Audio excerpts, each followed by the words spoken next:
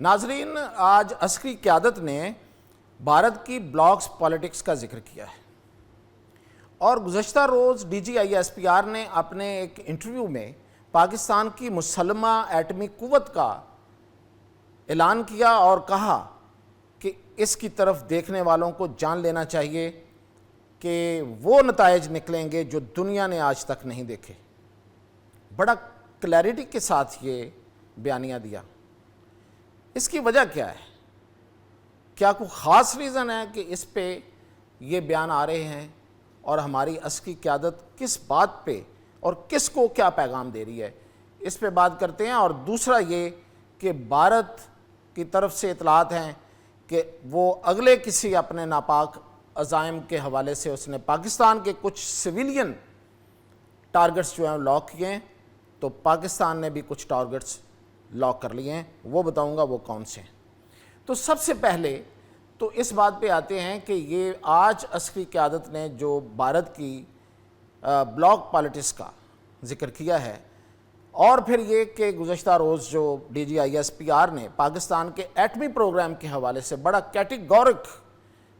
Categorically جو ایک statement دیا ہے، ایک بیانیہ دیا ہے، اس کے پیچھے دراصل وجہ کیا ہے؟ اس کے پیچھے وجہ یہ ہے کہ انڈیا مسلسل پاکستان کے ایٹمی پروگرام کو کنٹروورشل بنانا چاہتا ہے، اور اس نے یہ جو ہمارے ایک میزائل جو کہ ہمارے پاس تو وہ نہیں ہے، ہم تو ایسا کوئی میزائل نہیں بنا رہے کہ جو انٹر کانٹیننٹل بیلسٹک میزائل ہو، ہمیں تو اس خطے میں صرف خطرہ ہے تو وہ انڈیا سے، انڈیا کے علاوہ ہم کسی کو اپنا دشمن نہیں گردانتے، لیکن انڈیا اس میں مصر ہے کہ وہ پوری دنیا کو یہ بتائے کہ پاکستان اپنا ایک بیلسٹک میزائل بنا رہا ہے جو ایٹمی وار ہیڈ لے کے جائے گا، اور وہ ڈائریکٹ واشنگٹن کو اس میں ہمارے سامنے کھڑا کرنا چاہتا ہے۔ اور پھر یہ کہ نریندر مودی کے ساتھ اس کا جو بھائی ہے، جو کندھے سے کندھا ملا کے کھڑا بھائی اس کا نیتن یاہو، اس کا انٹرویو بھی ریکارڈ پہ ہے۔ اور یہی نہیں ہے بلکہ اس کے بعد اسرائیل کیبنٹ کے بہت سے لوگوں کے بیانات، اور پھر وہاں سے کچھ ایک پروفیسر اور پتہ نہیں کون کون آئے دن بول دیتا ہے، اور وہ پاکستان کے ایٹمی پروگرام کو اپنے لیے اور پوری دنیا کے لیے خطرہ کہنا شروع کر دیتے ہیں۔ تو یہ بیسیکلی یہ کوئی عام سی بات نہیں ہے، اس کے پیچھے ایک پلاننگ ہے ان دو شیطانوں کی، اور یہ پلاننگ یہ ہے کہ یہ پاکستان کے ایٹمی پروگرام کو متنازع بنا کے پوری دنیا کے لیے خطرہ بتا کر اس پر ناپاک نظر رکھے ہوئے ہیں۔ دیکھیں، یہ کوئی آج کی بات تو نہیں ہے، یہ تو 1985 میں جب ہمارا ایٹمی پروگرام اب بھی تکمیل کے مراحل میں تھا، تو اس وقت ہی اسرائیل آ گیا تھا بھارت کے اندر، اور اس نے وہاں سے بھارت کے ساتھ مل کے پاکستان کے ایٹمی پروگرام پر حملہ کرنے کا پلان بنایا تھا۔ اور پھر پاکستان نے جو تھریٹ دیا تھا وہ یہ تھا کہ ٹھیک ہے، ہم ایک سوسائیڈل مشن بھیج رہے ہیں اسرائیل کے اندر، جو ظاہر ہے کہ ہمارے طیارے واپس اس وقت نہیں آ سکتے تھے، ہماری اس وقت یہ کیپیسٹی نہیں تھی کہ ہم حملہ کر کے واپس آ سکیں، تو وہاں حملہ کریں گے، سوسائیڈل حملہ کریں گے، شہادت پائیں گے، اور ایک ہم حملہ کریں گے انڈیا پر۔ تو اس کے بعد پھر جب یہ پیغام امریکہ تک پہنچا تو یہ پلان جو تھا انہوں نے اپنا روک لیا، لیکن یہ ان کے عزائم ابھی تھمے نہیں ہیں، اس لیے یہ D G I S P R نے بھی وارن کیا ہے، اور آج کی جو پریس ریلیز ہے، آج کی جو اعلامیہ ہے، اس میں بھی اس کی طرف جو ہے وہ واضح کہا گیا ہے کہ بھارت اسرائیل کو اپنے ساتھ ملا کے پاکستان کے خلاف محاذ بنا رہا ہے۔ تو یہ خبردار کرنے والی بات ہے، اور یہ پوری دنیا کو خبردار کیا ہے۔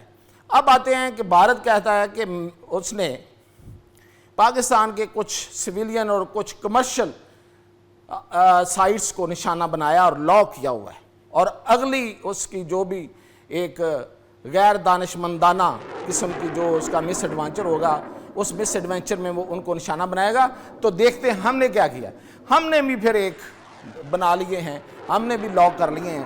جب یہ میزائل اڑیں گے، یہ کہاں سے اڑیں گے؟ جہاں سے پہلے اڑے تھے، یاد ہوگا ان کو، جس نے ادھم پور پہ جا کے حملہ کیا تھا۔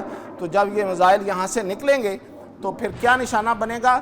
سب سے پہلے نشانہ ہوگا ان کا ہندوستان ایروناٹیکل لمیٹڈ، جو کہ ان کے फाइटर जेट बनाते हैं, तो वो कॉम्प्लेक्स सबसे पहले निशाना होगा।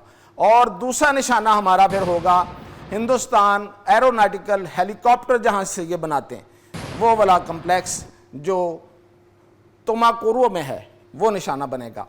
इसके बाद हमारा अगला निशाना कौन सा होगा? DRDO assembly बरुपुरा। ये इनकी लैब्स हैं, ये इनकी फौजी लैब्स हैं, यहाँ पे ये जाके मिसाइल बनाते हैं। और ये DRDO stands for defence research and development organisation. तो ये इसको पहले, उसके बाद हम निशाना बनाएंगे। और उसके बाद हमारा निशाना होगा DRDO रिसर्च सेंटर पुणे।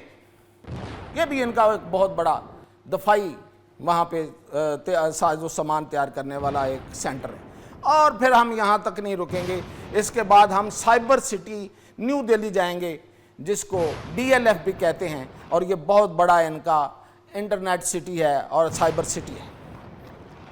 नई दिल्ली के बाद कनाकिया सिलिकॉन वैली, जी मुंबई के पास, जहाँ पे पूरी दुनिया पूल हुई है, फिर वो भी निशाना होगी, वहाँ भी मिसाइल लगेंगे। और यही नहीं, इसके आगे इनका सबसे बड़ा जो बिजली घर है, रिफाइनरी है, पूरी दुनिया की सबसे बड़ी रिफाइनरी जो है वो मुकेश अंबानी रिफाइनरी है गुजरात में। इसको निशाना बनाएंगे और फिर देखेंगे कि भारत जो है वो कैसे ठहरता है। और इसके यहाँ ही नहीं, बल्कि अडानी गोडा थर्मल प्लांट झारखंड में, ये कोल का बहुत बड़ा प्रोजेक्ट है, ये भी हमने लॉक कर लिया है। हिंदुस्तान वालों, अगर तुमने लॉक किए हैं तो फिर ये भी लॉक हैं। फिर देखते हैं मैदान में कौन जीतता है। इसके साथ ही इजाज़त।